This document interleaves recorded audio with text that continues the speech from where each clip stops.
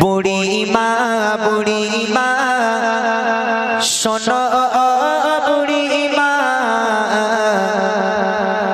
কেন কাঁদো মা তুমি কিসের বেদনা। ও ভাই হ্যালো কে দিতে বলেছে? গজলের সময় জীবনে ডিস্টার্ব করতে এটা জানো? রাখো